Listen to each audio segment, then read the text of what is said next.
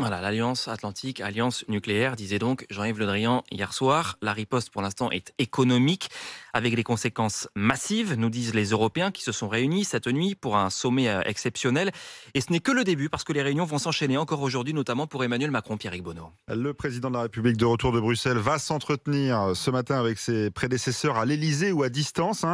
François Hollande à 11h, Nicolas Sarkozy à midi. À 14h30, un message du chef de l'État va être lu simultanément à l'Assemblée et au Sénat. Pas de débat à l'issue a priori. Et puis le président de la République participera tout à l'heure à un sommet de l'OTAN par visioconférence. Sommet où il sera notamment question des moyens militaires engagés pour protéger les États membres de l'Alliance Atlantique, dont ne fait pas partie, on le rappelle, l'Ukraine. Bon, et un certain nombre de décisions ont déjà été prises cette nuit à Bruxelles. Emmanuel Macron a eu rapidement Vladimir Poutine au téléphone hier soir. Un échange franc et direct, selon le chef de l'État, qui participait à un sommet extraordinaire, vous le disiez, de l'Union européenne. Sommet où donc ont été décidées un certain nombre de sanctions économiques contre la Russie.